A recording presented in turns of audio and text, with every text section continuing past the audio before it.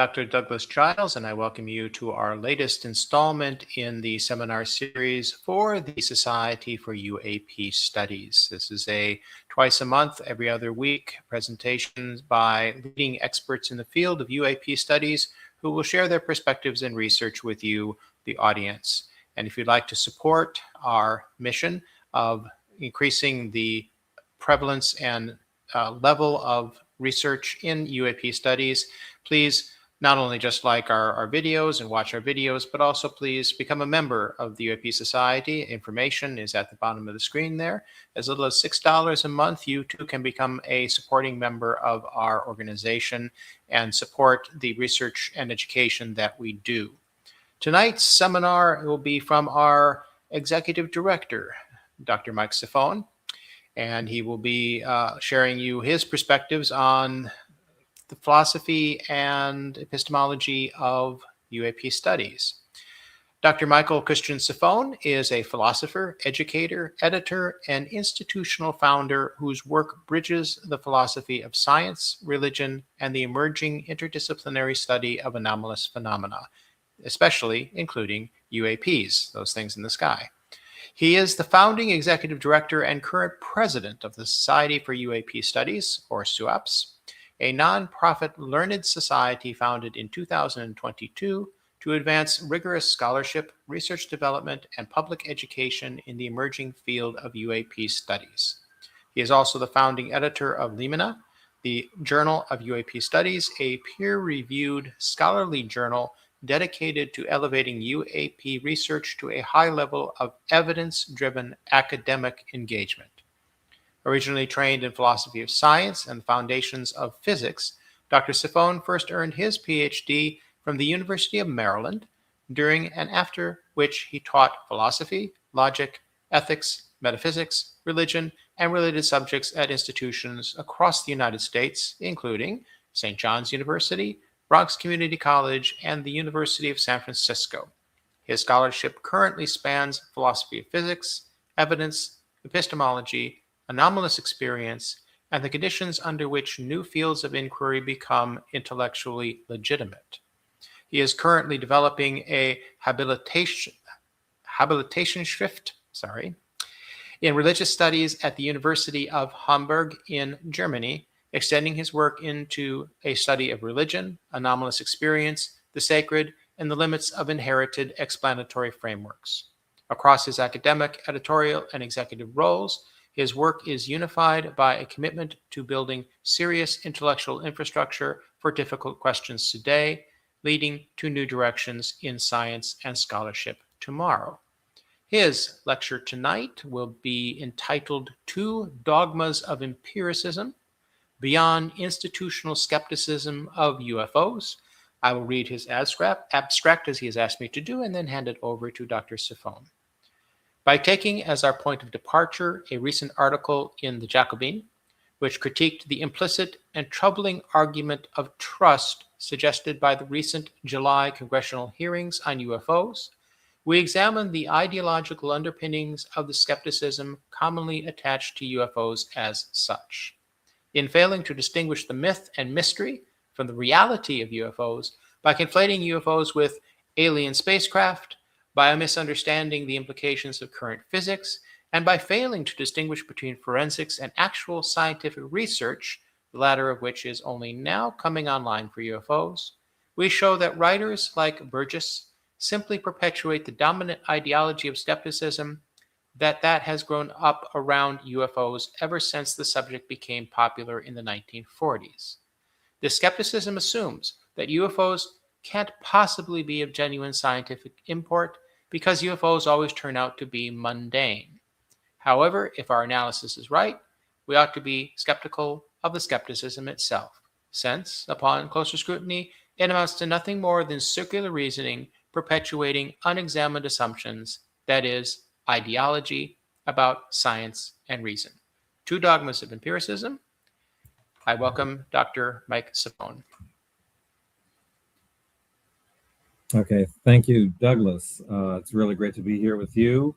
As always, our inestimable host. It's really great to finally be here with you as a speaker, actually, to get to hear my take on the subject. And I want to be clear, like right away, that it's not a question of shutting down skepticism, but I think hopefully by the end of this talk, what we'll see is a renewed kind of sense of where skepticism should exist in our subject as it emerges. Because skepticism, as we know from the history of science, right, being skeptical, critical, checking our work is constitutive of not only scholarship in general, but in particular science. So thank you, everybody. Welcome.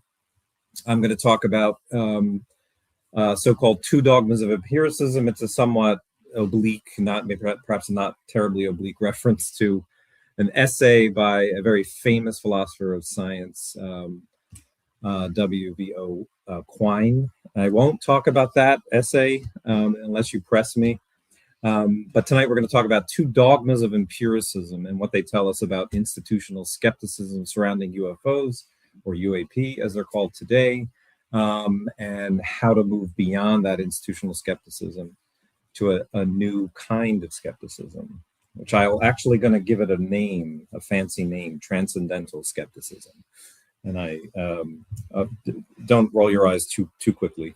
As Douglas said, I'm Dr. Mike Cifone. I lead the organization currently. I founded it with my mentor and now colleague, Dr. Michael Silberstein. And I've taught all over the United States, both community colleges and universities and graduate school. And now I'm based mostly in Europe, in Germany, and also in Portugal with my partner.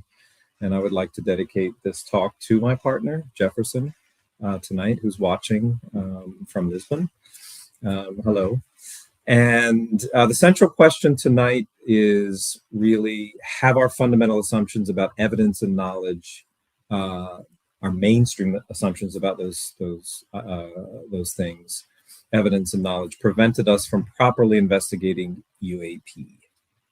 What dogmas, in fact, are operating under these assumptions about evidence and knowledge, even in general about the nature of science, right? These are deeper philosophical questions that anomalous phenomena, UAP, in fact, serve to bring to the fore, right? In a sense, anomalous phenomena, truly anomalous phenomena, I think indicate where our frameworks are breaking down. And it's only when something breaks that you kind of like examine the inner workings of that. So this is a really useful opportunity, in fact, to re-examine science, and I would argue also scholarship more generally. So that's what we're going to talk about tonight. This isn't about promoting belief in aliens, by the way. It's about examining whether our epistemic standards are actually serving us well, or whether they're protecting institutional interests at the expense of genuine inquiry. This is a theme that was probably first rather clearly articulated in mainstream academia by one of our esteemed members of this community, Alex Wendt, and his mentor, Duval, back in a famous article in 2007. Right? So let's get started. I'm going to be reading some of my text here. I've got some notes, but I'm going to be navigating two screens. So excuse me if I'm not exactly looking at you. So this is our roadmap tonight. I'm always fearful of doing an outline because if I, and I don't know if Douglas, if in your experience giving lectures or anyone else out there, the outline is dangerous because then you just like give the talk and then you move to the next slide and then you're done. So I'm going to try not to do that. So here's the plan for tonight.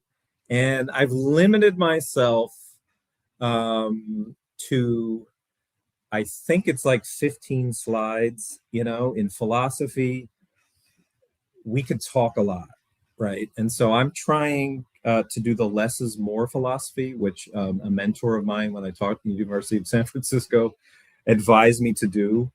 as a young, graduate student, a postgraduate, because I love to hit my students with so much at once. So I'm trying to scale that back and go the less is more route. So we'll see if I'm successful tonight, because there's a lot to talk about, and it's really fascinating, really interesting. It's why we exist as an organization, in fact. So bear with me. I'm going to give you the plan. There are about 8 points here. We start with this moment, right? The congressional moment that prompted all of this, I think. At least the recent uptick in interest and energy and sort of aggression at the level of the government, especially in the United States, and in the podcast world, et cetera. It was this moment, right? The Grusch testimony, right? David Grusch. In 2023 of July, sitting, before Congress people with 2 other witnesses flanking. Yeah. And so we're going to start with this moment and why this article that I read, after, a couple of months later, I was in Egypt, came across this article by this philosopher, Burgess, in a magazine. I think it's mostly paid, but you can actually read this article if you Google it, in Jacobin. It's a left-wing sort of publication. And it was a short publication, and it's very succinct. And so I find it very useful for our purposes tonight to illustrate kind of the outlines of this institutional skepticism, which I think, of course, since 2017, I would say actually more since 2020, 2023, when NASA issues its report in September of 23, just before this, or just after this. That's really where I think it becomes a much more serious endeavor in terms of institutional engagement. That is to say, academia and government, not the ODNI, not the Office of the Director of National Intelligence, where you had that, sort of now famous report, and then the formation of a task force, and then Arrow. That was certainly an important development and something worthy to think about in and of itself. But for me, and this is when I was like, there is a project here, a philosophy, a science, and an institutional project here. That's when Avi Loeb announces the founding of the Galileo Project, Harvard University, right, project. And then you realized that there were, in fact, since 2017, other folks, other academics that were interested quietly in the subject, the so-called invisible college, right, that were interested in this. In fact, in Germany, where I also live, at Würzburg University, which I'll mention later, there was a project already in 2018, 2019, which then sort of shifted into the UAP space, which is now, I think, clearly emerging as a field, yeah, which we're helping to emerge. That for me is the moment, right, that we started taking it seriously. But nevertheless, there is a kind of historical, institutional inertia against the subject, and there are certain indications of that still. You see it in certain journalism, say in The Intercept, or in some articles in the New York Times, even still. But you see it changing, right? I was interviewed for an article in The New Yorker, for example. Space.com runs some stories about it, which is, and of course our organization was on the front page of of USA Today just during our conference that we hosted from the university in Germany, FAU in Erlangen in Bavaria, where I was a visiting researcher. And it wasn't skeptical immediately, right? It didn't dismiss the subject out of hand, but rather it treated us as scholars taking it seriously, treated us seriously, which is perhaps the most important question. So in any case, I'm going to take as my point of departure this article. I'm going to explain the four main, I think, pillars or structural pillars of the argument that Burgess gives, which really outlines, I think, the nature of this institutional skepticism that we have to still contend with. And I think that each of these pillars illustrates a kind of dogma, right, that is sort of sustaining this institutional skepticism. So we examine those pillars, holding up the rational skepticism about UFOs, which Burgess attempts to set up, hold that up clearly, and then we need this, of course, as a foundation to understand what I'm going to be arguing against, which is that institutional skepticism. So it's really important to point out also, number 3 here, right? Burgess is not all wrong. We have to be fair in the critique that we offer. We're not here to dismiss skeptics. We are more interested in escaping from the dogmatic skepticism under which some like Burgess labor today, even still, perhaps even someone like Mick West, right? And on the constructive side, to find a proper skepticism for the subject of our emerging field of UAP studies. A variety of skepticism that's no longer skeptical of the reality, of UFOs or UAP, which is a kind of global skepticism of the subject as such, as even a legitimate topic, to transition from that to something applied much more locally to sort of 2 things. One, attempts to resolve certain individual UFO cases, like what we see ARO doing, for example, or historically what you've seen organizations that work with law enforcement in France, for example, like Cifone, that they have tried to do. Applying skepticism there, right, in the process of case resolution, like where should we be skeptical about witness testimony, the evidence adduced, right, for establishing the case itself, right? We should, of course, apply skepticism there locally, or, of course, as a scientific field as such is emerging, as it is in fact emerging, we should, of course, apply skepticism specifically to the data-driven evidence against which we want to defend a particular thesis about the nature and or origins of at least some, possibly all UAP or UFOs. Although, as we'll see here, and as I've said elsewhere, and as others like Kevin Knuth always point out, we have to be careful not to overgeneralize and try to find an explanation that fits all UAP, right? It's probably no single explanation for all UFOs or UAP. Next, we'll come to the core problem in Burgess's specific argument, and there he rehearses like some of these familiar things. He conflates 3 different questions. Grusch talked about UAP, then craft, right? Physical objects that are occupiable, if you will, that had occupants, so-called biologics, then aliens. Yes, these are 3 different things. Yeah? And they tend to get mixed together, especially when someone wants to be very skeptical about the whole subject. So we'll diagnose the problem, and then we'll separate these claims, and they need separate, they're separate claims, they need separate arguments. They're related, but they're not the same. Physics also gets invoked here badly. I reread the short Burgess article. It's very bad. And if Matt Shadagas is somewhere out there eventually, Matt, one of my heroes in this field, dark matter physicist, brilliant guy, taught a course with us on the physics of exotic propulsion.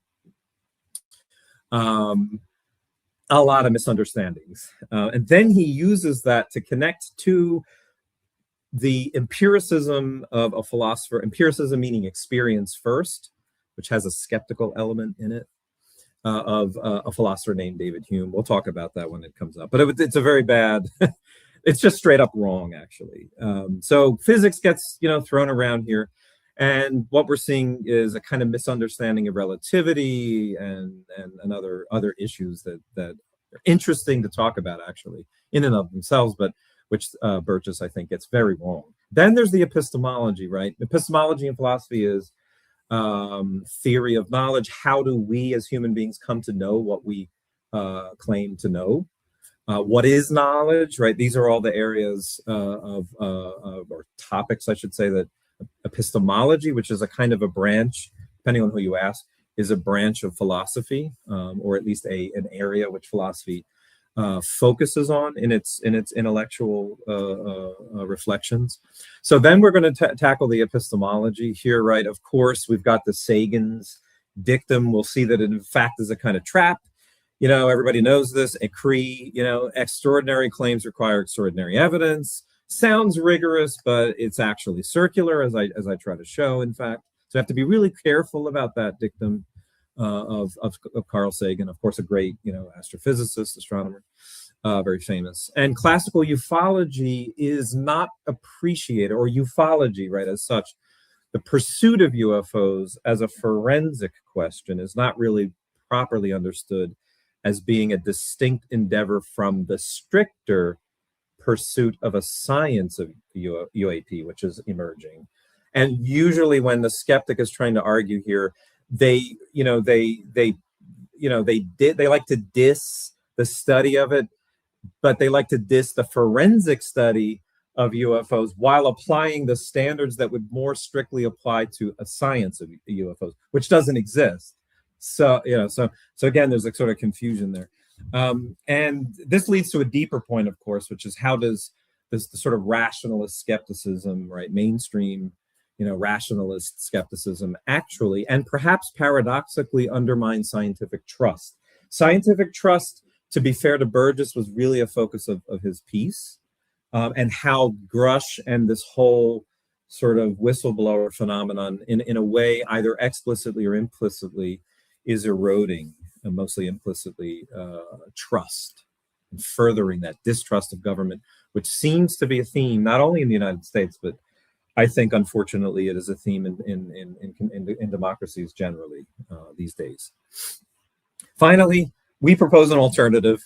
I'm going to call it something fancy: transcendental skepticism. I've talked about it elsewhere in a piece I did, for example, for the Scientific Coalition for UAP Studies, SCU, where I'll be giving a talk later this year.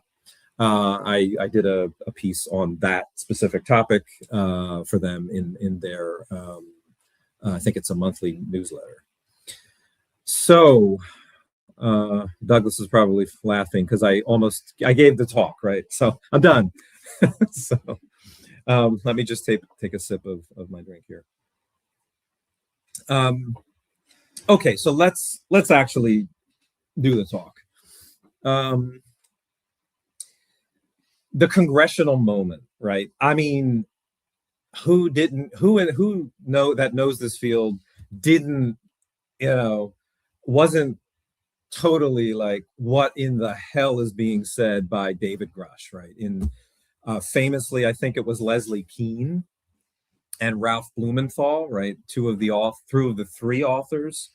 Eileen Cooper was the third one on the 2017, you know, sort of watershed New York Times piece. Leslie and Ralph broke this story in the debrief, right? I think it was May. I remember exactly where I was sitting. I was in this town. Currently, I'm located in Saarbrücken, in West Germany, just 2 kilometers from the border of France. I remember exactly who I was with. Our colleague on our board of advisors, Andreas Müller, a great journalist in this subject on this very topic, who's published the 3 books, most recently this week, on the subject, and especially in Germany. I remember exactly, we were sitting there, you know, what is being said, you know? And so, you know, there's that initial shock. And then the announcement, you know, 2 months later, that was in May, I think. And then 2 months later, we had this hearing in July. And I was in Egypt, and I was, you know, rapt attention. You know, you had Ryan Graves and Dave Fravor, who have already established their you know, credibility and legitimacy here in spades. And then you had this guy, until that point, of course, relatively unknown, and making this, you know, sort of bombshell statement. In May of 2023, and again in July of the same year, UFOs, now styled UAP, correctly in my view, unidentified aerospace or anomalous phenomena, took the media and apparently the government by storm. Yet, Most of what was seen in the mainstream press and even in more philosophically perspicacious magazines like magazine journals like Jacobin hovered and in fact continue to hover in the region of an apparently balanced skepticism that in fact offers readers a force field against the fakery of pseudoscience, right? Or at least is alleging to do so, and seemingly doing a good public service, which the study of or serious concern with UFOs would otherwise seem to suggest, right? So there's this kind of, they're providing a force field for that. You know, us rational folks, you know, we don't really take this seriously. I intend to intervene here by approaching the subject of UFOs from a fundamentally different perspective, as I indicated in my overview, one that I characterize, as I said, as transcendental skepticism. I will explain that later, of course. Transcendental in philosophy means concerned with the conditions of the possibility of being skeptical rather than just being skeptical, right? In other words, being self-aware as to when skepticism ought to arise and to therefore discipline its deployment, right? And not just sort of be skeptical uncritically. Right? That's just kind of what that means. So I am going to characterize that as a different position, a different kind of skepticism, a self-aware skepticism, without immediately diving into the polemics that my introduction might otherwise suggest. I was a little polemical there, perhaps. This stance, I argue, offers a more equitable and transparent alternative to the conventional, quote, skepticism prevalent, I would argue, in mainstream media even today. By adopting this approach, we can examine the underlying ideological nature of what is better described as I've been saying, institutional skepticism, a mindset continues to permeate contemporary discussions regarding UFOs and UAP. My point of departure then is this recent article that appeared in the Jacobin, penned by philosopher Ben Burgess, again in 2023, just after the July hearings. This piece attempts yet another critique of the quite frankly shocking, it is shocking, congressional oversight hearing that I mentioned, where a seemingly credible former intelligence officer, David Grusch, made apparently incredible claims of government cover-ups, allegedly involving crashed UFOs. You know, you all know the litany: crashed UFO retrievals, recovered non-human, quote, biologics, presumably piloting those craft, and covert UFO, quote, reverse engineering programs. Like Bob Lazar, I've seen the documentary, wild stuff, right? So how do we work through this? I don't know if I can play this video. Probably I can't. I'm going to try. Because I want to make sure that we hear this again. Can you see that? Yes, you can actually see that. And I'm going to play this, and I'm not sure if you can hear it or will be able to hear it. But let's just remind ourselves, this is the very brief statement, formal statement, right? That David, I don't know him personally, that Mr. Grusch presented to Congress. It's a very brief statement, but it contains it all. Mr. Chairman, ranking members and congressmen, thank you. I'm happy to be here. This is an important issue, and I'm grateful for your time.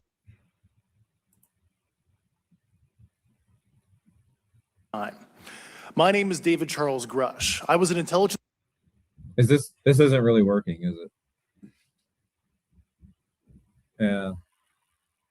It could just be the fact that I'm operating on a very bad computer.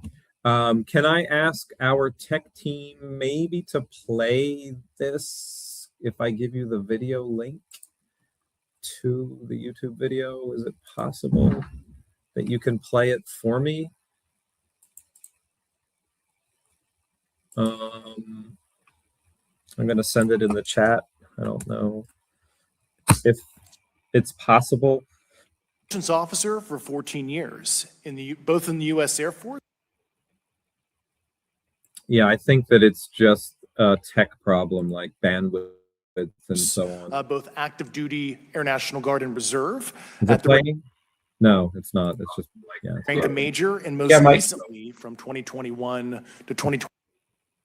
Should I just stop that? I think I should just stop this, right? Yeah. Because it's just gumming up the whole thing, isn't it? 25. I think it's just gumming it up, right? I did not anticipate that. So if we can play that independently and I can stop sharing my screen, or you can put that up, yes, no, or I'll just continue with the talk, which is not a problem. Yes, I'm loading right now. Just a moment. Okay, thanks. All right, our tech team is on it, so we will wait a bit. So let's see if we get it. Just to kind of, I want everybody to hear the testimony. It's very brief again, but just kind of like listen to his words and get a sense of the person right behind those words. But let's see. I'm just waiting for this.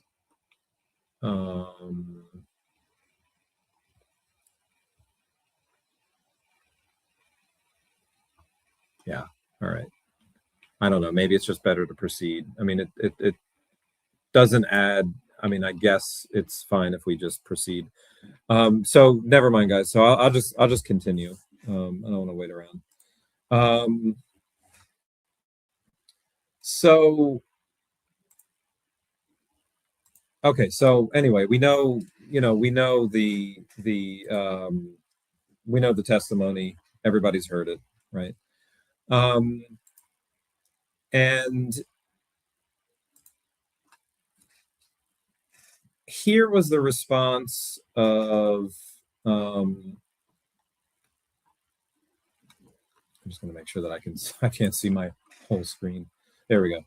So this was the response of Burgess, right? Here's the argument, and I'm gonna lay the argument out sequentially, and what I've presented here on the screen are the sort of four key, we can call them pillars of the argument, but sort of four key moments of the argument that I think, in fact, can characterize kinds of dogmas that are in play, right? Uncritical beliefs that are in play that seem to be critical, that in fact draw on, criticism and critical traditions, but in fact are being uncritically, unthinkingly deployed, and that's the key, right?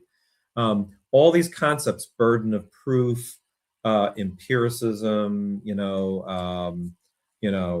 makes an argument from Bayesian, the sort of the argument from the priors, all this stuff, physics, all of it in and of itself are not, problematic, but it is the particular ways in which they are deployed that I'm worried about, right? That I'm worrying about. So that's kind of the key here. It's right, like, yeah. So the structure of Burgess's argument in this paper is the following. The first is he worries about the burden of proof and reasoning in an evidence vacuum. Burgess argues that despite the congressional testimony of David Grusch, there is zero public direct evidence I've for been told them. Spacecraft. In the U.S. Air Force, in my National Reconnaissance Office, NRO, reservist capacity, I was a member of the UAP Task Force.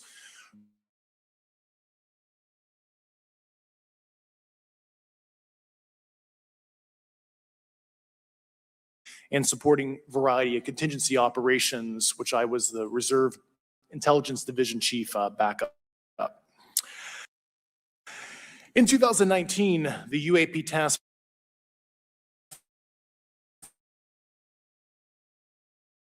Force Director asked me to identify all special access programs and controlled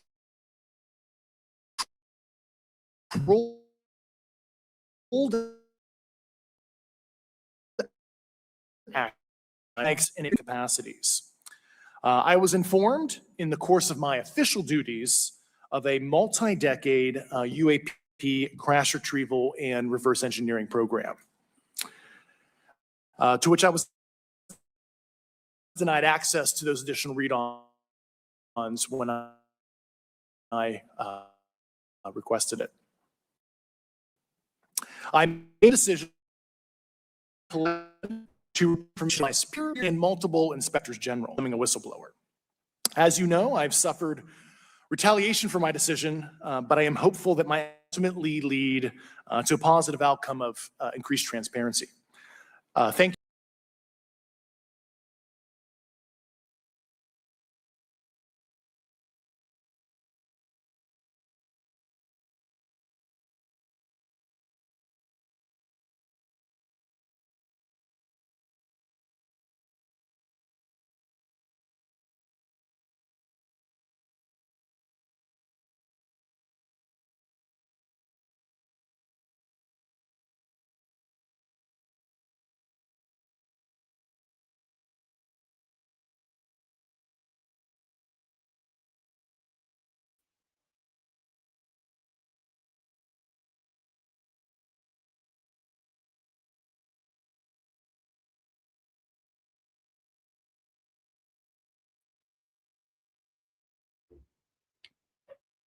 Mike, you're muted.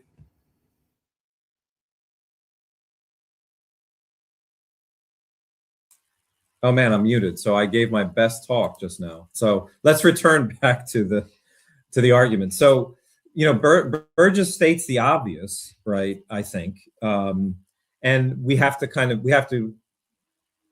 think about this, right? I mean, what in fact does Grusch present to us with are allegations that whose evidence, right, are allegedly submitted to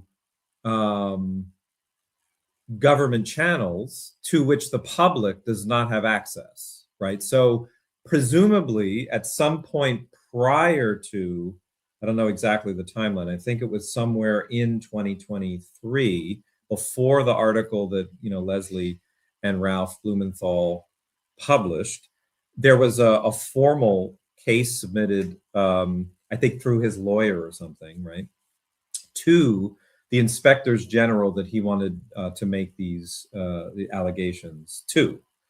And that's received, right? There's a formal process in the US government for whistleblowers to receive that. That's the job of the inspectors general, to provide somewhat autonomous evaluative oversight for different executive branches, right? And that's what, you know, and he followed procedure and did that. And so he submits his reports to the inspectors general. So there's a report submitted through government channels to which the general public have no access. Congress is required, or the IG itself is required to submit two sort of reports as a result of these filings. One is classified and the other is unclassified. And the question that stands before us now, of course, is whatever happened to the inspectors general and their evaluation, their case, right? They are required by law to initiate a process of investigation after the allegations. Lou Elizondo did it, and you know, there was an investigation that the inspectors general, to which he submitted his reports. They conducted an investigation, and then they issue a report based on that investigation. Where is it, right? But the point here that Burgess is focusing on, right, is that, you know, as the public, we're sitting there listening to this testimony, but there's zero publicly available direct evidence that's being offered for the claims, crash spacecraft, non-human biologics, you know, and so on. And the whistleblowers who have subsequently come out seem to also, right, suffer the same problem, which is that whenever it comes down to show me the evidence, you know, where's the evidence? You know, what does Lou Elizondo say? Like, trust but verify, right? This is the refrain. I trust you, but let's verify that, right? we come up with nothing. But the problem is, of course, that the evidence is, by its very nature, it's classified. Yeah. So this is the problem. So Burgess argues that despite the congressional testimony of Grusch, there's zero public evidence, zero public direct evidence for the claims. He characterizes Grusch's current position as a "you have to trust me" tactic, which fails to meet the standard of rational inquiry. And that's fine as far as it goes, right? We are waiting, right, in a sense, for some kind of independently verifiable evidence to substantiate the claims, right? No matter what all of these whistleblowers and eyewitnesses, et cetera, say, when it comes to moving from the realm of pure witness testimony to the science of UAP, and that's the kind of the zone of transition that I want to operate in, we have to be really careful, right? Because we want the science to be built independently so that we have an independent sense of the veracity, the truth of any particular claims coming from anybody in general, and then in particular, right, from people in the government, right? My example is like if somebody wants to claim something extraordinary about, which they do, about energy, technologies like cold fusion or something. Well, there is a science of fusion independently of government and government science and so on, to which one can turn to try to get a sense of the relative credibility of the claims. The problem here, right, as we're going to see as the lecture unfolds, we can't reach for some independent body of evidence, data against which the sciences have developed theory, et cetera, that could be the sort of ground, a measure of the ground level truth. We don't have that. So we're stuck kind of in this weird space, right? There's decades, and Grusch's testimony, if you've read any of the literature, right? Just read Thomas Bullard, The Myth and Mystery of UFOs, published in 2015. Page 87 reads like a text of the Grusch testimony, right? So unfortunately, the claims are very long-standing, right? But the problem is there's no independent body of evidence against which, or theory and evidence and data against which to measure the claim. So that's the problem we're in, and we're operating in this sort of transitional, dare I say, liminal space. Yeah. But let's get back to the argument. So that's the first kind of pillar of this argument. The second is what we'll call, after the philosopher David Hume, the Humean epistemological critique here. He invokes the philosopher David Hume, and by doing so, he posits that personal testimony, right, even from a credible intelligence official, cannot outweigh the mountains of evidence supporting Burgess claims current physical law, apparently making interstellar travel impossible. Here he asserts that the probability of a person being mistaken or misled, namely Grusch, is always higher than the probability of natural laws and what they tell us about what is and is not possible, apparently, like that there's a speed limit, right, the light speed limit, and that how that undermines the possibility even, or the probability, that there are any aliens anywhere and that UAP are evidence of them, right? So Burgess kind of tries to get us to believe that, well, the laws of physics tell us that aliens can't really get here, so therefore that gives me a higher prior probability that what Grusch is saying is probably wrong because, right, on balance, from what I know from natural laws, allegedly, right, from Burgess, what he says, it's not possible. So, or at least highly improbable. Therefore, the likelihood of Grusch being mistaken is much higher, right? So that's number two, this sort of this critique, right, of the logic that he argues is operating implicitly with Grusch. Trust me, but yeah, how can I trust you if, as Burgess says, like the laws of physics tell me otherwise, right? Aliens can't get here, so how could it possibly be the case, right? That's the argument. Number 3, this kind of just follows from what I just said there, right? The physical implausibility claim, right? So not only Burgess claims, not only is it like extremely improbable, if not impossible, given the laws of physics, for aliens to arrive here by any known means, right? By any means allowable by physics, because of the vast distances of the cosmos, right? You know the argument. Not only that, but if we granted the assumption that, you know, aliens are bouncing around the Earth's atmosphere in their craft, I mean, like, do they ever crash? How is it possible that there could be crashes with advanced human tech, right? That seems also to be the argument of the paper at one point, right?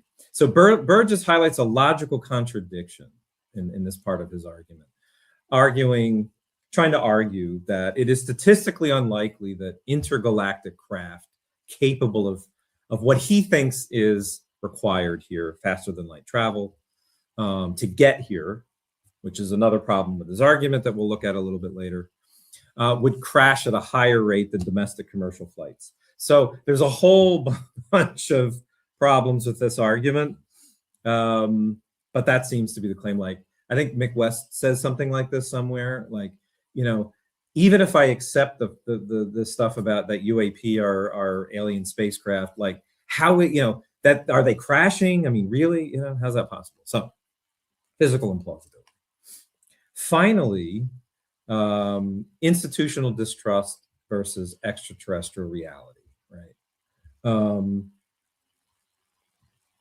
Burgess distinguishes between the falsity of UFO claims, right, on the one hand, and the reality of government secrecy on the other, right? He argues that public belief in aliens is a symptom of a quote, shameful track record of government lies, right? For example, we know the government's always lied, right? Many ways, weapons of mass destruction, right, during the Iraq debacle, right? Mass surveillance, right? Julian Assange, right? The WikiLeaks, right? Which creates a black box where conspiracy theories flourish.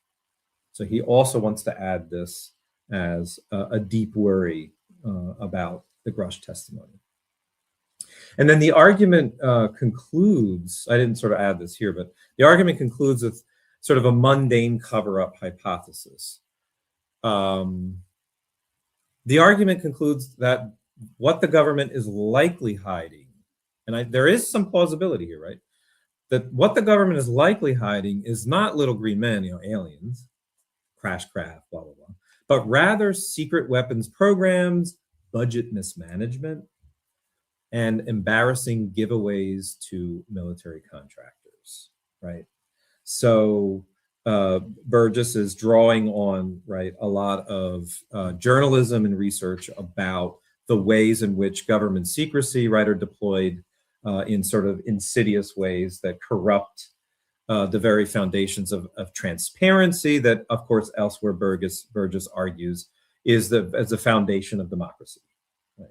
So, and to that extent, of course, he would seem amenable to the whole push for declassification, right, and so on and so forth. All but missing, of course, from Burgess's article was the X-Files music playing in the background, the usual and cheap way to discredit anything UFO that typically accompanies supposedly rational responses to the UFO stuff. While Burgess wants to step back and take a breather with empiricist philosopher David Hume, you know, retreat to this kind of rational philosophy, right? I want to step back from Burgess and other defenders of the sort of rationalist position and take a look at the unexamined and institutionally overdetermined at this point skepticism, along with some kind of implicit empiricism, right? An experience first, evidence first sort of philosophy that provides a rhetorical cushion for Burgess's apparently rational critique and many others like it that have blossomed in the wake of these recent and admittedly astonishing UFO stories from whistleblowers and beyond.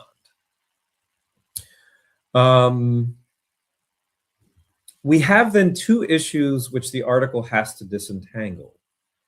On the one hand, there's the issue of the veracity of the allegations. Grusch tells us, and we have every reason to at least believe this, that he's supplied the material evidence to the relevant inspectors general, right, substantiating the his whistleblower claims, who presumably, the inspectors general, who presumably are now conducting their own investigations. And as a footnote, like what was the conclusion of those inspectors general and their investigation, right? I never heard much about that, at least in the sort of blog, the podcast sphere. Nobody talks about that, right?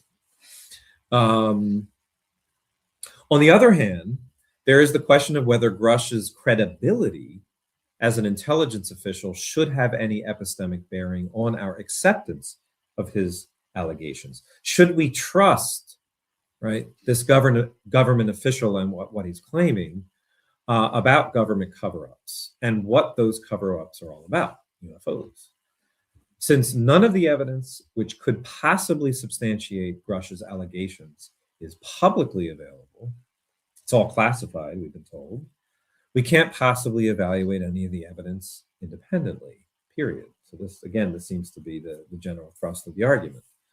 So where does this leave us? Logically, this should require agnosticism regarding the veracity of the evidence.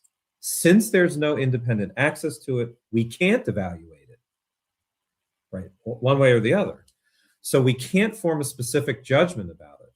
Yet that's not the position, of course, that Burgess takes, because the implicit premise here is that in the absence of that evidence, right, for or against, I have to revert to my prior assumptions about what's possible.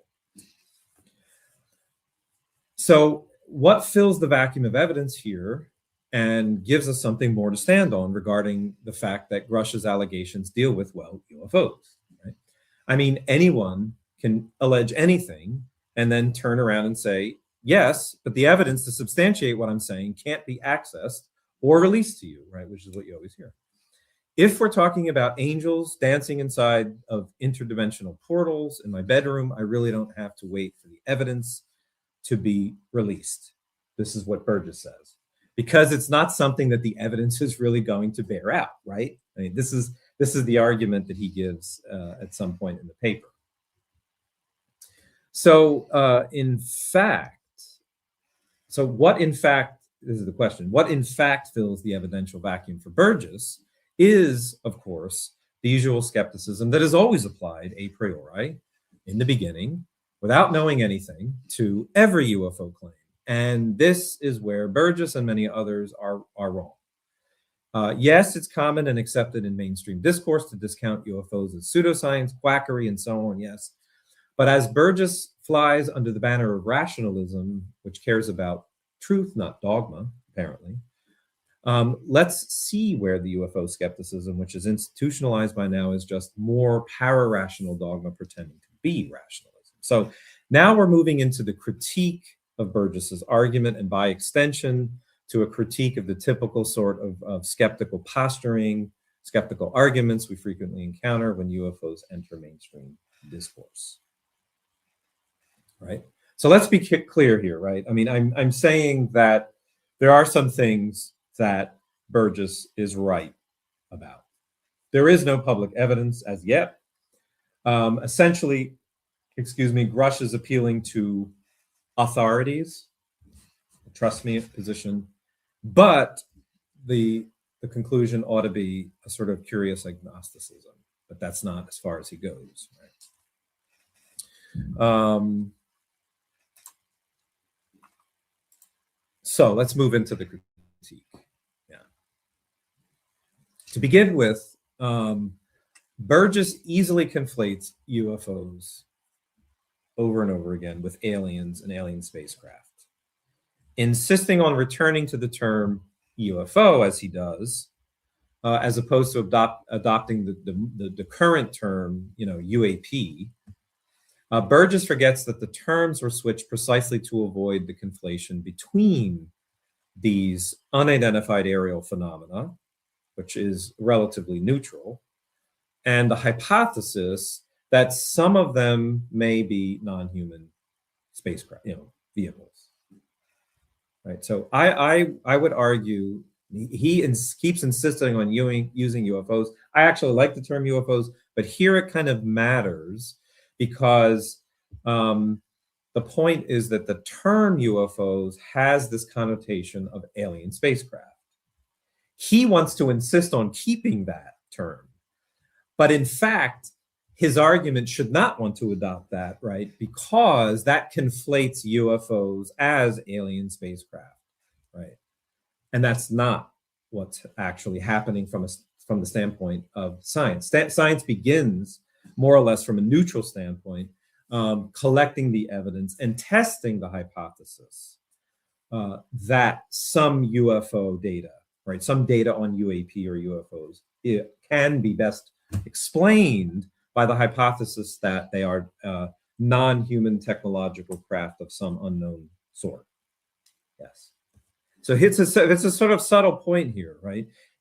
He insists on using UFOs, but UFOs conflate the question of data and the question of the hypothesis that is meant to explain the data, which is not something you would want to do, but that's weirdly what Burgess wants us to do. So this is the sort of the first problem that I found in this article.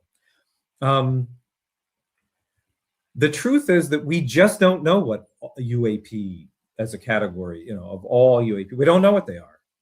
From a strict scientific standpoint, meaning that we have access to independently validated and verifiable data sets where we've tested the hypothesis that some UAP are alien craft. We don't have that independently, right? We don't have this yet. We are building the science to get there. That's the point. We're not quite there yet, right? Some of the best cases, like the two witnesses that flanked Grusch, you had I forget left or right, but you had Dave Fravor, the pilot of the Nimitz case, right, talking about the Tic Tac, and then you had Ryan Graves, who, by the way, is not an eyewitness. He is reporting on the witness testimony of pilots under his command, seeing these things on a daily basis, right, aloft. We have video of both the Tic Tac and these, the gimbal, right? These anomalous objects, apparently, resisting winds aloft. That testimony is motivation to establish some kind of research framework within which the data can be produced to turn it into evidence that could be used in favor of a particular hypothesis. And that distinction is really important: data, evidence, and hypothesis. It's a distinction, I think, that was first very clearly articulated by Gary Nolan in the Soul Foundation inaugural conference that I attended. And Gary, sticks to that over and over. Very important point to distinguish between these three things. UFOs do not equal aliens. Aliens, or alien spacecraft, is a hypothesis that we can test against the data on or about UFOs, right? So this is key, yeah.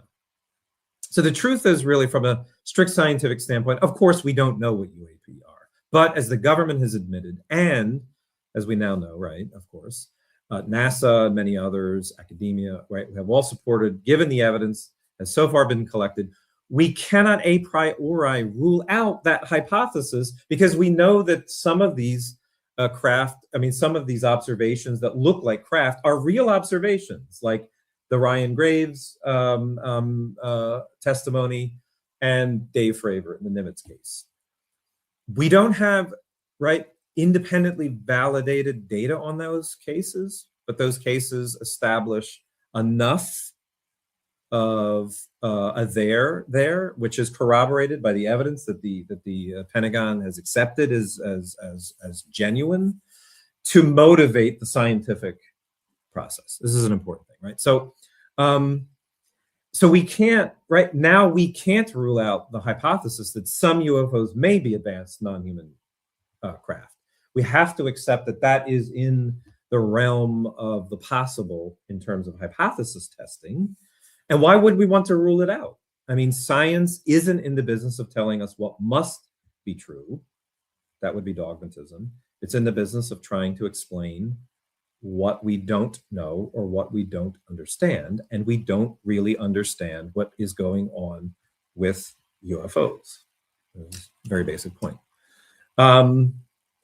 Physics, so let's just go with the, look at the Nimitz case, for example. Look at what, Kevin Knuth, this was my inspiration for getting in this whole field, I'll be honest. I've seen some weird stuff in the sky, but I could never say that, I had a UFO encounter, not at all, not even close.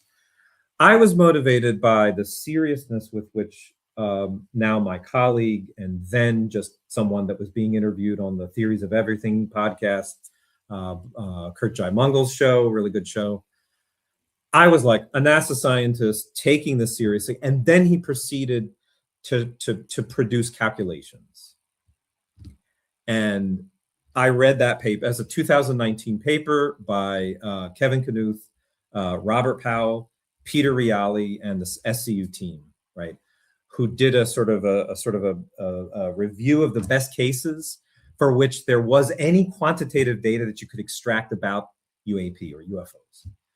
The Nimitz case, I read that amazing, 250-page report that SCU did on, it's the canonical report on the Nimitz case of 2004. Everybody should go and read that. 250 pages.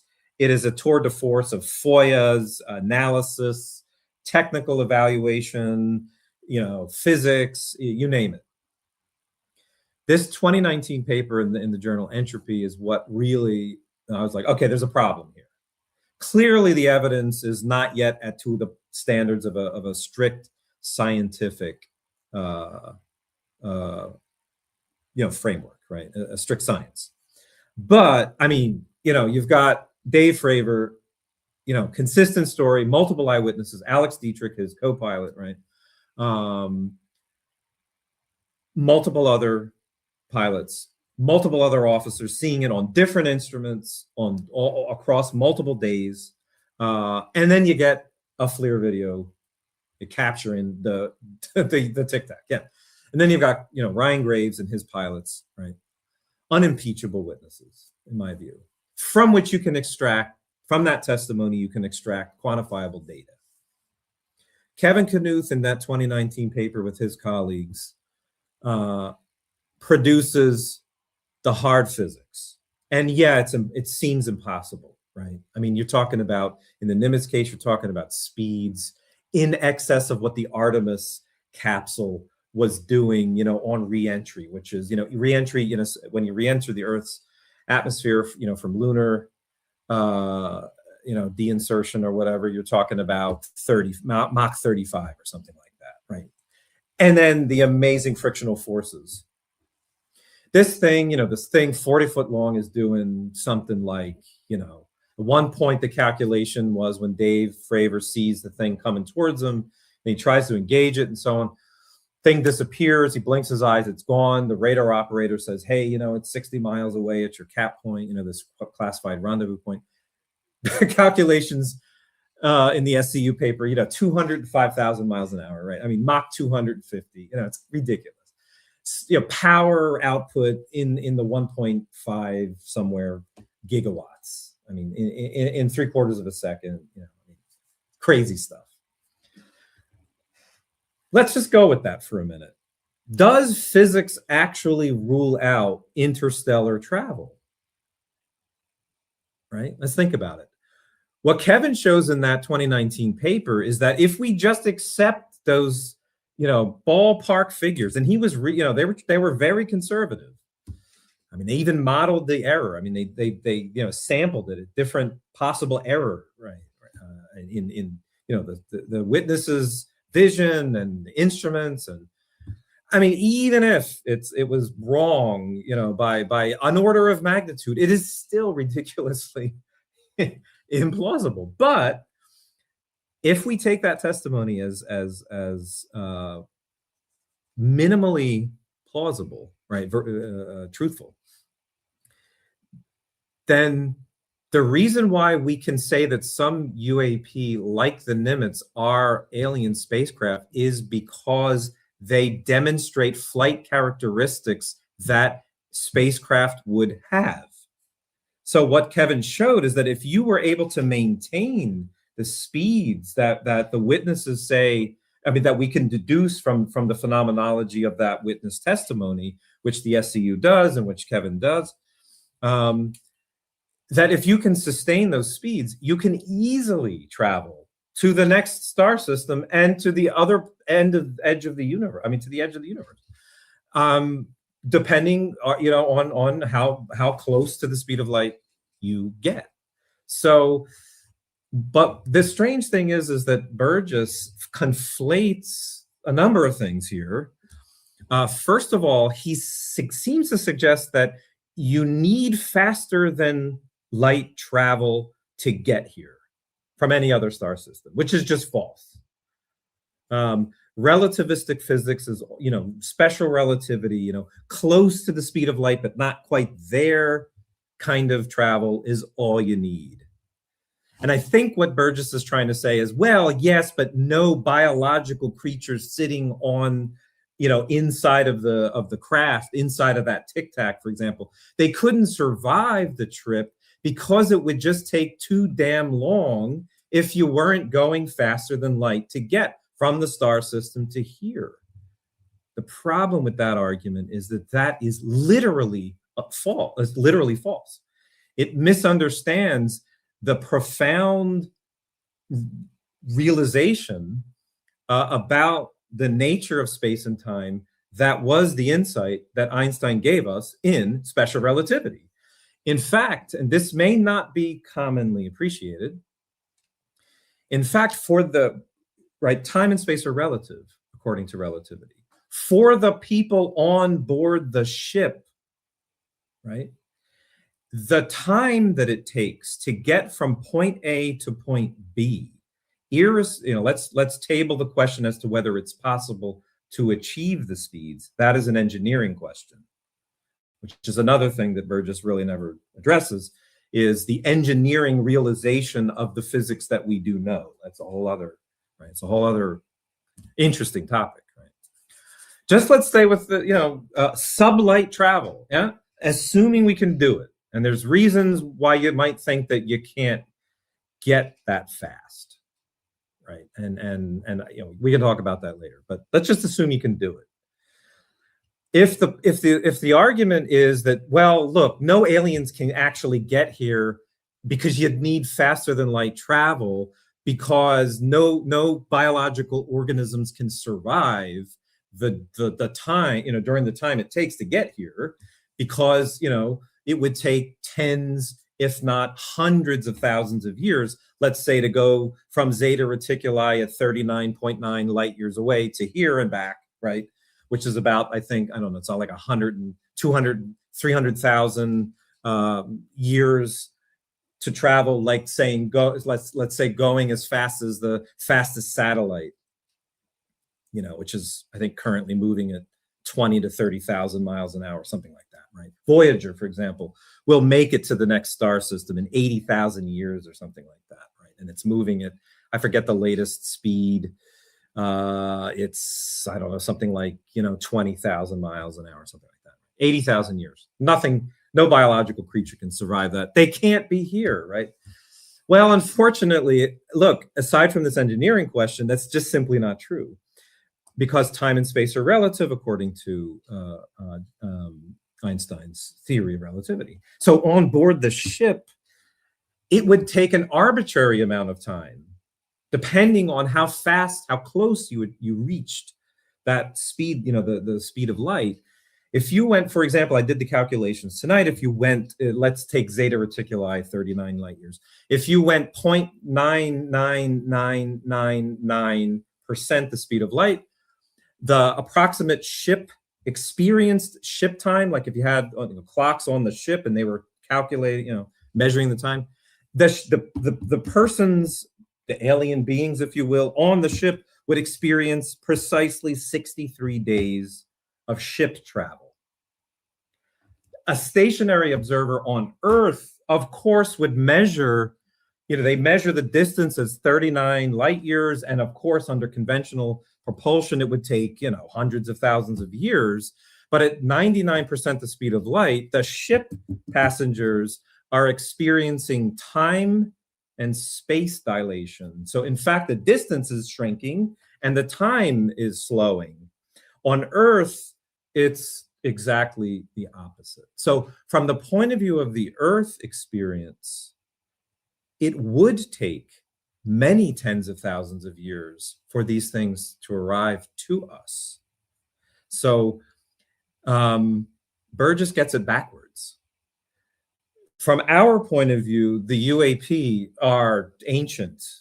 From their point of view, inside the ship, if they're moving at relativistic speeds, they're hopping around the galaxy, in days, months, maybe even minutes. If you add a couple of more decimal points to that, you can shrink it down arbitrarily to zero.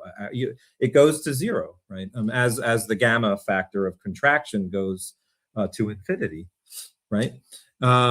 Which is the speed limit. You can't sort of reach the speed limit, right? It's C is where it's infinity, right? So the experience of the UAP, the occupants would be arbitrarily short, depending on how fast they could get the thing to move. And Kevin showed that it was easy, that these tic-tac things could be traveling from here to anywhere, really. So our experience, however, would be extremely different in terms of time. If the tic-tac came here, hopped around, and then went away, and then the same thing came back, it would be tens of thousands of years before we would see that thing arrive again. That actually that adds an interesting question to this whole thing, which Kevin once raised, that if these things are occupied, right, what you're talking about are, beings that experience time and history in just ways that are radically out of sync with our sort of time-bound experience here on Earth. Right, moving, at the speeds that it's all relative. Right? Secondly, aside from you don't need faster than light travel. Secondly, you don't need only special relativity. You can warp space and time, and we can talk about warp drives. Right, and I know I'm belaboring the point, but it's just not true. Right, physics does not rule it out. Let's move to the Sagan question.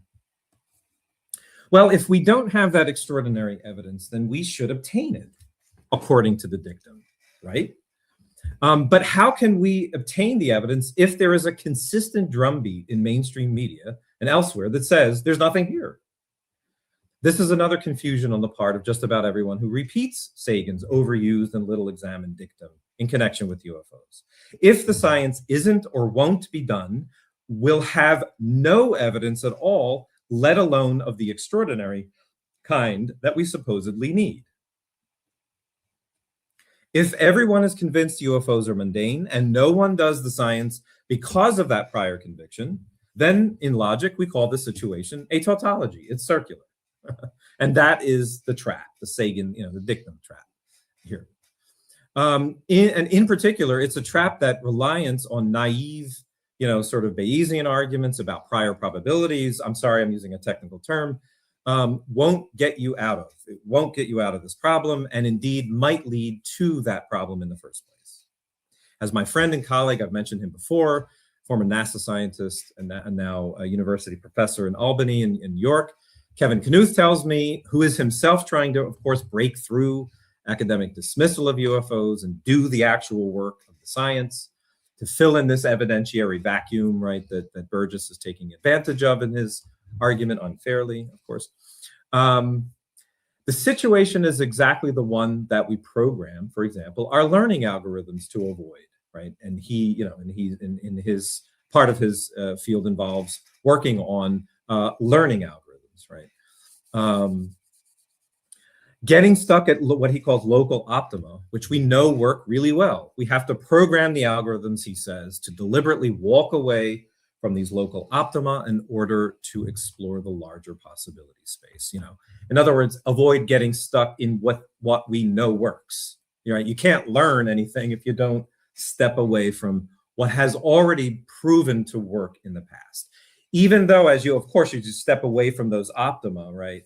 Where you're optimized to in terms of reliability of the algorithm or of the technique or the method or whatever it is that we're talking about.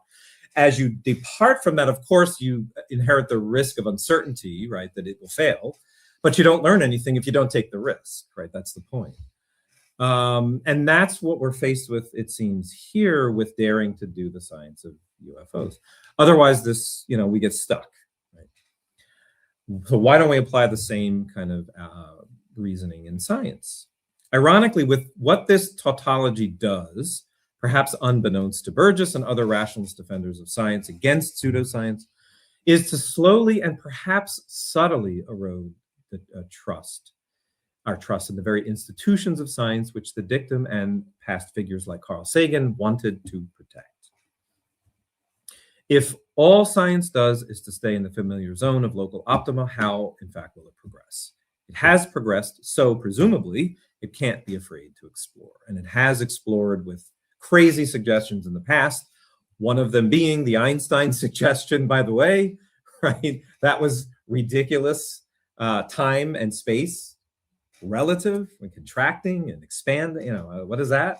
A lot of the conservative scientists of the day sort of retracted in horror at the very suggestion, which totally violates, the assumptions of Newtonian physics. And then in quantum theory, right, at the end of the 19th century, right, this notion that energy is it comes in discrete units or packets, right, the quantum was totally, it's ludicrous in a way, but it worked. It fit the data, right? And then you develop this theory that was successful and which was subsequently confirmed. You got to take the risk in order to gain perhaps a great triumph in science. And the early 20th century is certainly an example of that. So yes, let's talk about trust for a moment and responsibility. In particular, who has responsibility for upholding and preserving trust in the institutions of science by failing to distinguish between the myth and the mystery from the factual reality of UFOs, which is a far more subtle problem needing serious science. Burgess and other rationalists, of course, quite ironically perpetuate a mystification that for almost 90 years at this point has hampered attempts to bring science to actual bear on the subject. It's this level of persistent ignorance mixed with unexamined beliefs about rationality and science versus pseudoscience that really explains why we don't know much scientifically still about UFOs. While Burgess takes Grusch to task for corroding trust in government by passing on supposedly tall tales from the X-Files, he and other writers like him fail in their duty, I think, to promote trust in the one institution that can help settle the matter, namely science. If public intellectuals writing enlightened pieces in the Jacobin and elsewhere, cautioning against pseudoscience, conspiracist quackery, or delusional thinking, fail to grasp the need for unbiased and undogmatic scientific inquiry aimed at breaking through the myth and the mystery to the reality of UFOs, as complicated as that reality is likely to be, then who is the responsible party here, I wonder? Maybe Burgess and other writers like him can't be faulted, like many ostensible spokespersons for reason, who like to hint that UFO research is really pseudoscience. One can think of a number of journalists and mainstream media that perpetuate this notion and elsewhere. Right? Maybe who's the famous science communicator today in the U.S. Neil deGrasse Tyson. These kind of people. So Burgess perhaps operates with his own myths or stereotypes or school book caricatures of science and the scientific method. This is the thing that everybody likes to bring out here. And with their own version of History Channel type of, ufology, right, and so on, which is supposed to be the pseudoscience of these phenomena. The fact is that Burgess is just typical here and typically unsubtle, if not uneducated, about the actual work done in the subject in the past, the hard work done to document the phenomena, and the work currently underway to bring the subject out of the sort of, the realm of the damned, to quote Charles Fort, and into legitimate scientific and scholarly research. It is true that there is a lot of what, by all accounts, is best described as pseudoscience connected with the issue of UFOs. There's a lot of it. Mainly, it's the stuff written by sort of amateurish this is a hard word, amateurish researchers who have no real scientific background or credibility. Sure, a lot of that is just plain bunk. But what is usually never distinguished here is the more serious forensic investigations of past UFO incidents, as opposed to the actual scientific work now being done by robust research programs actively searching for UAP in the present and going forward in the future. And the reason why that distinction is not made is, well, because we've never really been serious about studying UFOs in a systematic way, like within academies of science, science departments at major research universities, NSF grants and the like, backing it all up. And I want to say, until now, but there's still work to be done, right? In the way that the sciences treat anything they take seriously, this is what we need to take UFOs seriously, right? We need all that apparatus. Which brings us back to the tautology we noted above. UFOs aren't taken seriously because nobody studies them seriously in science. But nobody studies them seriously in science because nobody takes UFOs seriously. So we've got a classic circular reasoning. And that, by the way, I can attribute that particular formulation of this problem, although there are versions of that go back in ufology since the days of Hynek and so on. I attribute that one to Matt Shadaga, so I give him all credit. Matt is a fantastic lecturer on the subject. So this brings me to another sort of important distinction. I've sort of been implying it. I've stated it in different forms. Very important distinction that has occupied my research in the beginning when I started engaging this topic, which is just a distinction that is just bulldozed over, not appreciated. I think it's an important one. UFO incidents were and continue to be largely unexpected and fleeting events, right?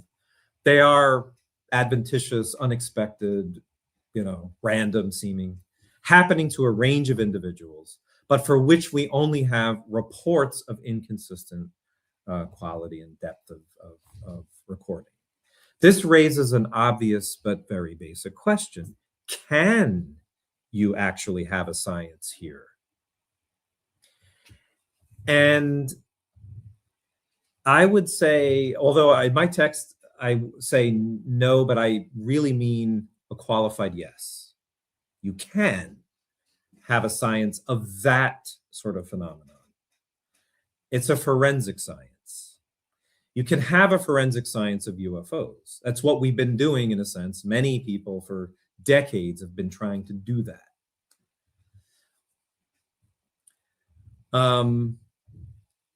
And that's a whole other ballgame. And that's got a whole other different set of rules than strict science, forensics. Forensics should not be conflated with what I would call a demonstrative science. Think about it, right? A forensic science, what is that about? Well, it's about collecting trace evidence of events, phenomena that are no longer active in the present. So it is a very fundamentally historically concerned pursuit with reconstructing the causes of that trace evidence that presumably lead to a particular coherent picture of what happened.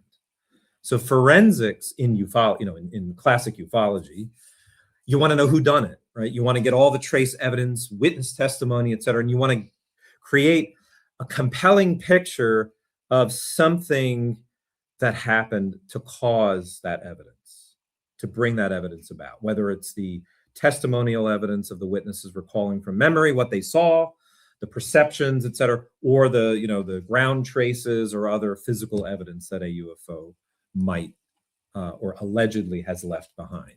So you want to kind of like answer the whodunit question. But think of it like, right, a forensic science of UFOs requires there to be some ground level science on which the forensics depends for the strength of its conclusions, right? But if some UFOs are going to turn out to be non-human technological objects, then it's not immediately clear that the forensic sciences that we necessarily have will be able to lead to a definitive conclusion, number one. And number two, forensic science is always going to be a matter of uncertainties, right? That's just right. You can come up with a best case scenario for what explains the trace evidence in a coherent way that puts all the pieces of the evidence together into a clear picture. But it's always going to operate under the usual limits of any forensic science, yes. But a demonstrative science, on the other hand, where you've got instruments that are calibrated, internally described and known, the functioning is known, and where you've got multiple instruments deployed, observing wide swaths of observational space, when a UAP comes into that observational context, we're dealing with sort of a horse of a different color. That's not forensics anymore. That's an observational science like astronomy, right? Astronomy, partly, sometimes it's concerned with traces and sort of remnants of things, and tries to reconstruct the causative event like a supernova. You could see remnants of a supernova, right? But often what you're looking at, even though it's from the distant past, you're observing phenomena that are actively producing physical effects actively, or you're recording that. And moreover, you have a physical science, namely the principles of astrophysics, which are themselves derived from cosmology and other foundational sciences, which are not forensic in nature, which are demonstrative, right? Which have been demonstrated under laboratory conditions to be true in terms of the laws that are being presented in these sciences. So demonstrative science is about, in a sense, the search for the kinds of fundamental laws, principles in play, whereas forensics is going to draw on those demonstrative sciences in order to produce a compelling account of the target, the thing that it's seeking to explain. Think about forensics is, in criminology, you want to know, what was the cause of death of somebody? Well, that's, it's a forensic science question. What caused the death of this particular individual? But that forensic science relies on non-forensic demonstrative science of biology, physiology, human anatomy, et cetera, right? If that makes sense. But that's what we don't have yet. We have a lot of forensics, but we're not quite really sure what the theory is, right? That can kind of guide the data about UFOs and UAP. That's a harder question. But what seems to be clear, right, is what is at least minimally necessary in order to get better data, more and better data on UAP. And we use the forensic cases in order to produce a framework to conduct our research, to produce that demonstrative, that data. So of course, in some sense, all science starts out as a kind of forensics, gathering of trace evidence and compelling observational data in wonder and curiosity about some set of phenomena. And some sciences like what philosopher Carol Cleland, formerly of the Galileo Project, calls historical sciences. Think geology, for example, even evolutionary biology. They remain reconstructive in forensic-like ways, right? But at a certain point, certain principles emerge from science built on observation and experimentation that allow those sciences to become what I call demonstrative or foundational in a way that underwrites the search for forensic answers to these questions. Like, how do I explain this particular UFO, the set of evidence in a UFO case? Yeah, we're not quite there yet, right? We're building that science.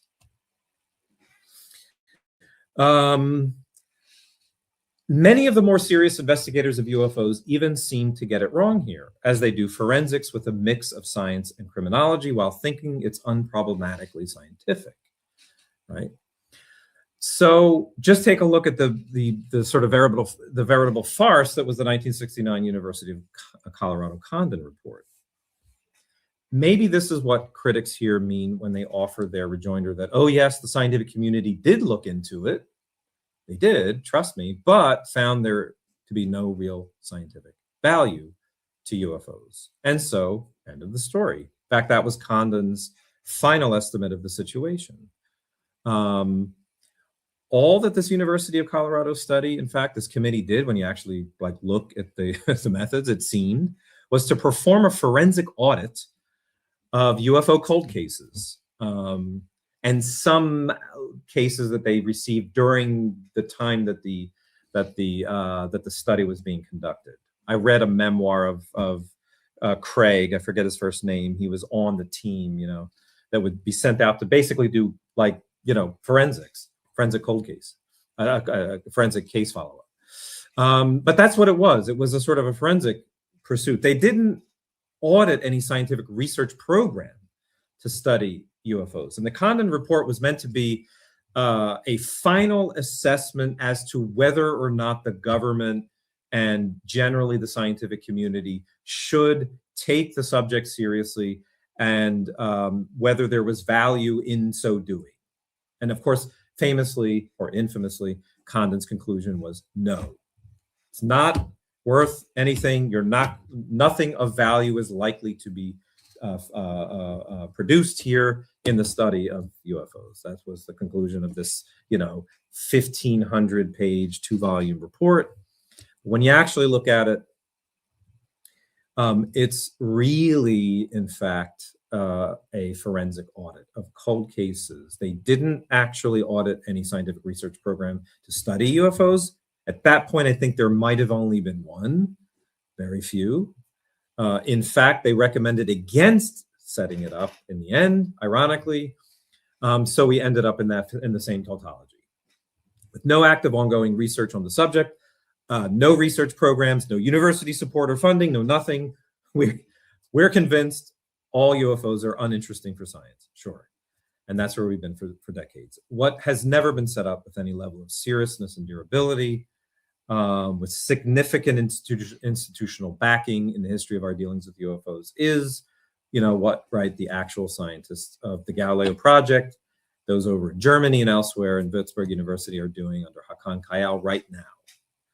It's what we are in fact helping to achieve, as I've said, here at the Society for UAP Studies, building the research infrastructure, both institutional and intellectual, required to capture the relevant data that can begin to adjudicate on the question of how to explain UFOs and the much more difficult question of whether any of them count as, to quote J. Allen Hynek, the father of ufology, quote, truly new empirical observations that would contribute significantly to the progress of science, if not to human understanding of self and world.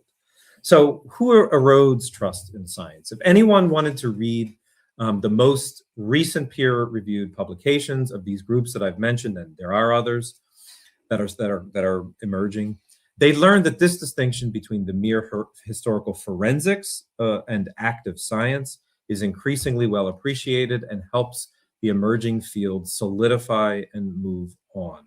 In other words, to move on from obsessively pursuing cold cases in UFOs to using that case data to inform active science going forward. This is the important transition that's happening, I think, now. Right? To move on beyond the no less important layers of cultural myth and mythologization, which complicate scientific research, to move beyond the personal mystery and encountering UFOs, which has suggestive but not determinative value and a robust scientific understanding of these puzzling phenomena. Human beings themselves, after all, are sources of important and scientific data. Right, a lot of these UFO case reports, right, these forensic reports, document, witness human testimony. Yeah, human beings are evidence, are sources of evidence. This is a theme, for example, of the work of our former speaker from 2 weeks ago, Maya Cohen, in her research in social anthropology and UFOs. Right, I think she called humans as sensors. Yeah, we can't forget the importance of that data that is documented, right, in really the well done forensic case documentation. And so this is what, real science looks like. Research on UFOs is only now getting serious organizationally and academically. Like with any field, young or well-established, we wait for the work to be done, results to come in, analysis to be performed, and conclusions to be drawn, and the community to reproduce and verify. In fact, there is this controversy right now with our different colleagues in this field, whom I know all of them. Beatrice, Villarroel and her colleagues.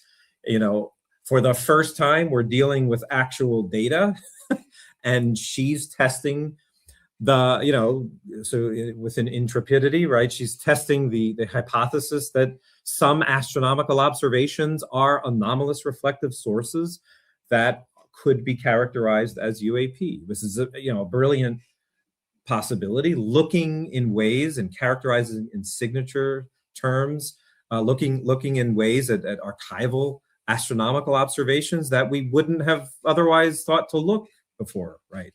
And look at it in those ways. So in a way, in a sense, that her project is repurposing, this wealth of astronomical observational data that we might not have thought to think of as in these terms, because it seems so crazy, right? So now we're in this whole new regime, right, where we've got a clear sense of perhaps how to characterize a hypothesis about UAP. For Beatrice, it is in terms of reflectivity, right? Geometrical reflectivity on these objects, right? Reflecting sun in the sun in ways that known astronomical sources wouldn't reflect. Yeah.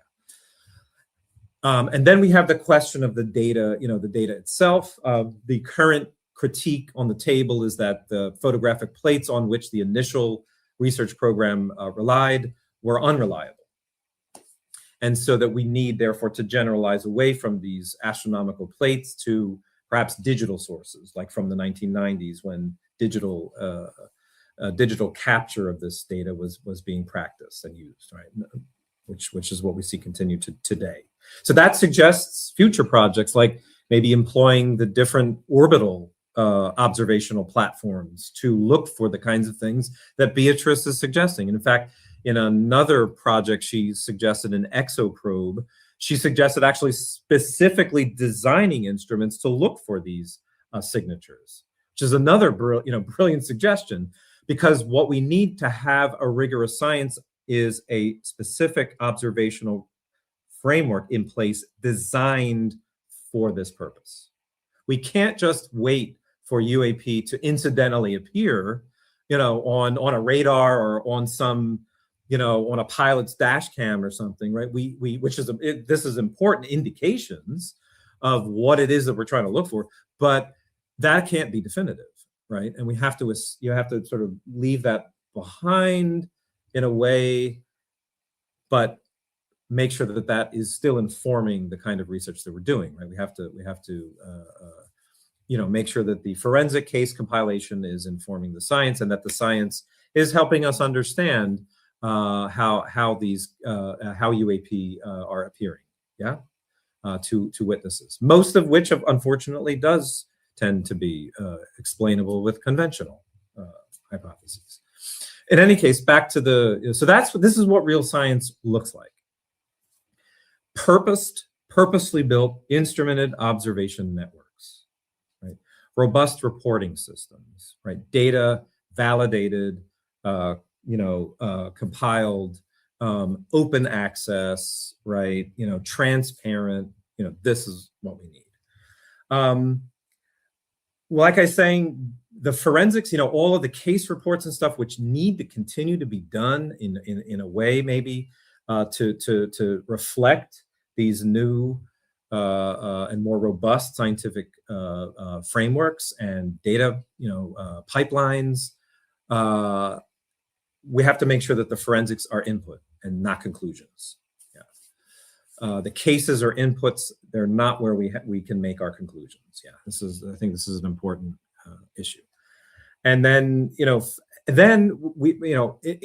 order to get a sense of theory and of explanation of the data that we're getting, and to know what to look for, to know where the thresholds for anomaly detection are going to be, we need to start putting bounds on, for example, how objects behave in the various observational spaces that we're looking at. We have to know how objects, that are going to be entering into supersonic, territory, how those objects are going to be behaving on our instruments, right? So we have to characterize sort of signature thresholds that would allow this framework to detect when there is a true anomaly on the basis of this, rigorously established observational framework. That's what we're doing now, right? We're setting that up. I'm going to try to speed up things. I know I'm starting to talk like for 10 hours. Real science is now coming online. As these UAP research programs actually come online, we can put to rest the tired notion that UFOs are bunk. People who study them rationally suspect or delusional. Whatever cheap shots continue to make the rounds in rationalist circles these days. I mean, even, Burgess went so far as to, to quote that Intercept article, that attacked Grusch's mental health. It's this kind of stuff. We need to move beyond that, right? And before we go further, we can just get on with the business of finding the infrastructure for the real science that needs to get done. And if we're going to do our science right, we're also going to do it with the proper kind of skepticism, back to our theme, built constitutively into its method, checking our work to help us gain a measure of certainty in the conclusions we want to draw, right? Versus, perhaps what the data allows us to draw. And that distinction can be somewhat slippery, unfortunately. And allowing ourselves to test and possibly come to accept unconventional ones, knowing, that is, when to, quote, walk away from the conventional to test the unconventional, and when to accept the unconventional. Then we can revisit the stories and allegations, like Grusch's, like the whole, like the 90 years of ufological case documentation that we have on record, to see what's more myth or misunderstanding than reality, and where the mysteries persist for our sciences to go and continue to explore. And a bit more on the negative side, to understand why it is that human beings would mistake certain phenomena that are conventional or human in origin as, the UFO of myth. Yeah, why? Because there's a whole phenomenology there, right? Of shock, of surprise that, mundane phenomena can cause in human beings, like, pilots in a cockpit seeing for the first time a Starlink deployment and not really realizing it's a Starlink deployment, despite how beautiful it looks and how I saw one once, actually, 2 years ago in January, right? I was going over the bridge, and it was like in the movie. Everybody was starting, like the cars were slowing down and windows were rolling down, and I'm like, is this like, Independence Day or something? I look out, and lo and behold, in the sky was this string of beautiful lights. In Philadelphia, where I was born, and I was on visit to my family, I'd never seen anything like Starlink. I was associated with California or something, where I lived in LA for a while. But, Philly, so it shocked me. And people were standing out, like on the highway, stopped dead, looking out into the sky. It was utterly it was beautiful, it was shocking, it was scary. People looking at each other saying, "Are you seeing that?" That kind of thing. Unbelievable, but it was mundane. It was Starlink, but it was beautiful, right? And it was an opening, right, to the ways in which we open ourselves to that shock and what that produces in us, even if it's mundane, right? So sometimes very mundane phenomena can lead to very extraordinary experiences, which are in themselves valid, right? In any case, so then, with the science, right, we'll be able to revisit these stories and then start to puzzle through the myth, the mystery, into the reality. Not that the reality is going to destroy, right, the mythic and the mysterious, but to at least give us a direction, sense of direction. Otherwise, we circle around in endless, ideologically overdetermined space, science dogma or ufological lore, rather than getting on with the business of scientific exploration and discovery. So here's, this concept I want to introduce here just at the end. One more slide to go. Transcendental skepticism. I don't want to say too much fancy stuff about it, but here's what it is. It's a skepticism that is aware of its own conditions of possibility, meaning that we're able also to determine when to deploy the skepticism locally and where, right? So in other words, a skepticism circumscribed within the bounds of our experience and therefore subject to definite limits.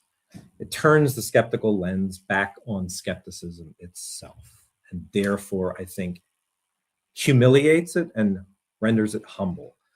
Why it matters: mainstream UFO skepticism presents itself as neutral rationalism, like any rational person would believe, would come to this conclusion kind of thing. Transcendental skepticism, on the other hand, thematizes the tacit ideological dimensions that in fact are driving and underwriting the posture of skepticism, revealing it as institutionally overdetermined dogma masquerading as reason. As the philosopher Mario Bunga once pointed out in the 1990s, by the way, he hated UFOs, science is not about telling you what is or isn't true. It's not, that's dogma. Science is method,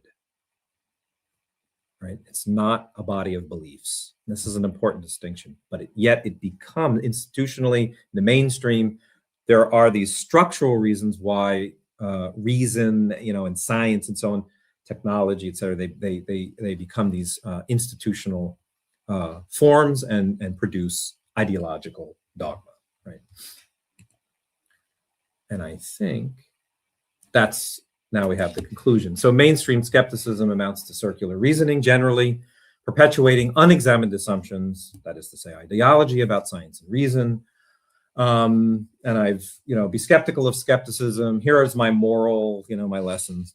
Build the infrastructure. The path forward is not more debate about Grusch. It is building, and quite frankly, I would recommend abandoning concern with what the government thinks it knows, or what we think the government thinks it knows.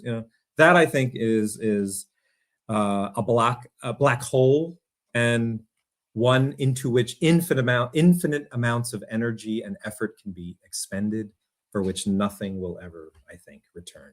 Realistically, I mean, we have to be pragmatists. The government operates under the obsession with national security. The national security state is well established since the Truman administration, following the end of the Cold War and the rise of the Soviet Empire. Right? UFOs are bound with government. With respect to government, UFOs are constitutively bound with that. The obsessions of the national security state, which is classification and secrecy and it's created this modeled informational landscape, secure access, compartmented programs, not everybody knows the truth about everything. People come to think certain things, right? But actually, right, the institutional structure is such as to undermine right? A clear picture from any one of the individuals by design, right? There's always plausible deniability, you know, blah, blah, blah, blah. So that, I think, is a black hole. We should, you know, squint and listen, half listen. What I think we should focus on, and this is what, you know, our organization, what we are building here, is the independent infrastructure, not hostile to the government, but independent of government, in communication with, you know, military, government, academia, et cetera, but maintaining a kind of intellectual autonomy and a uniqueness, right? That's what we need more of, is institutions like that.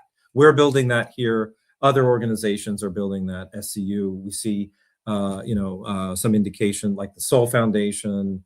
There's a study group in Sweden that's forming into an institutional form. So we see efforts like that, right? This is really important. So the path forward is not more debate about Grusch. It's building civilian, nonprofit, well-funded UAP research programs with proper scientific method built in. Let science explore. Only when active research comes online can we revisit allegations and myths, et cetera, and know with evidence what is the mystery, what is the reality. You know, otherwise we circle endlessly and ideologically over this determined space of dogma, essentially, rather than getting on with the business of scientific exploration and discovery. And unfortunately, I don't have a thank you. You know, I'm done slide, so I'm done. Thank you. And I know I've been pointing to that screen, but you're all there, so I apologize. So I'm done. I'll shut up. I know we all want to go away and have dinner or something, but I'm done. Thank you very much for your attention tonight. Is anybody here? Am I alone? Nope. I'm still here. Another 20 people are still here who have bravely hung on, and we greatly appreciate that. Thank you, Mike, very much for your presentation. It's very enlightening. And we're approaching the 2-hour mark, but I want to very quickly ask you. Very bad. I'm very, very glad that you brought up David Hume, and I think that's an appropriate thing for both you and the man with whom you are interlocuting. And I want to get your take on this, because as a philosopher myself, I read David Hume as really doing not what the skeptics today do. But Hume was basically asking for a level of epistemic humility. And there's really two different types of skepticism. One is just the kind of the naysayers. And we have naysayers out there. We have true believers who, anything you have to say about UFOs, they'll believe it, they'll go run with it. And then there's the naysayers that whatever you say about UFOs, you're wrong, you're deluded, it's bull. But there's the philosophical skepticism of asking the question and waiting for an answer. And how do you see this idea of epistemic humility working into the research and consideration of UFO data and UFO testimony, probably more importantly in the testimony of people who have demonstrative evidence but not hard measurements, if you know what I'm trying to get at there? Yeah, I mean, there's sort of there's two things to say there. I mean, there's two different contexts. I mean, there's a testimonial evidence, and then how are we to evaluate that testimonial evidence? And then there's that question of how does that Humean humility, this empiricist humility, how does that operate, in the science itself, right, more generally?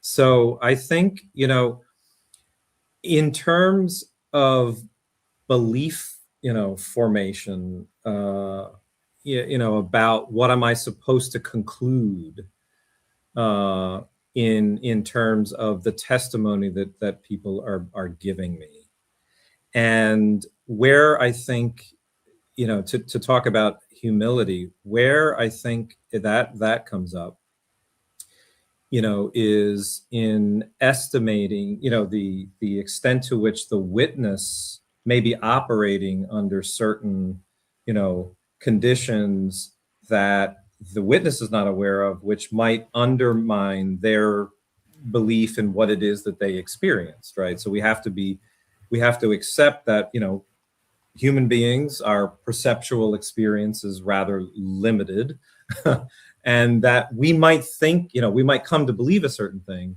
but right, we have to be super careful with that. On the other hand, when you have a whole bunch of testimony that and other aspects of a what you might call a UAP or UFO encounter, right?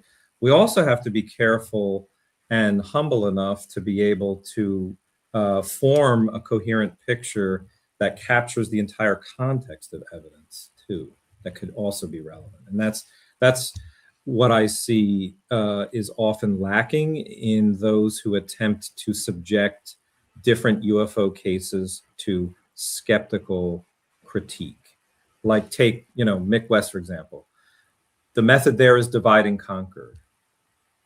And what you have to sort of realize there is that you can, of course, focus on just one aspect of a perceptual experience or a piece of footage and subject that to an analysis consistent with conventional assumptions, which is what Mick does, right?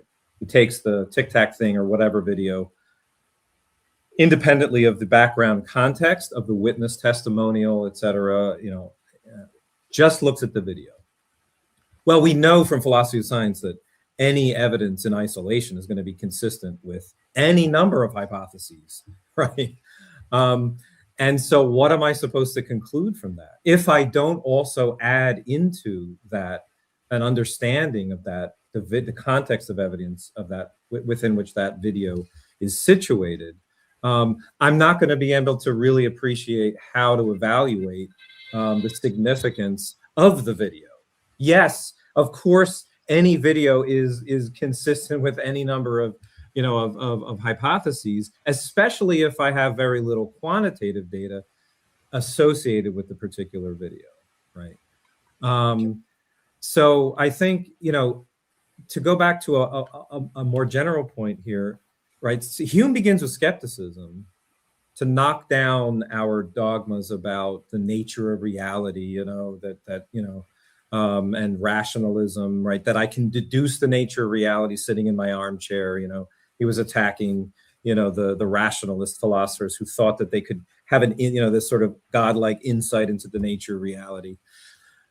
Knocks that down with skepticism, knocks you back off of, into and perhaps off of your armchair, forces you to engage with the experience that you have, to then slowly build to a picture of truth bounded by experience that we're having, right, and slowly accumulating that into a coherent picture. So what I wanted to say is, right, you begin with skepticism, but then you pivot to empiricism, and empiricism is where you begin to take experience more seriously and you think of it more systematically. And in that case, how we apply that to testimonial evidence case evaluation is where we're sensitive to piecing and puzzling together all of the bits of evidence and try to create a coherent picture, and not just simply singling out any one individual element there, right? That's where I think that's much harder to do, right? It certainly is, which is why so few people even try to do it. Yeah. So we'll have to leave it there because we're approaching the 2-hour mark, but I'm sorry about that. Sure, I speak on behalf of everyone who has watched to thank Dr. Michael Cifone for his presentation. And I hope you will all stay tuned to the Society as we continue to be skeptical of the skeptics, but skeptical of the true believers also, and try to apply some science, some real science, to the study of UAP phenomena. Yeah. In 2 weeks, we will welcome Dr. Kimberly Engels to our seminar series. Her topic title is Resisting Narrative Flattening, Epistemic Justice for Experiencer Testimony. And we thank you very much again, and keep on with our YouTube channel and our website, societyforuapstudies.org. And we hope to see you soon. Take care, and thank you again for listening. Thank you.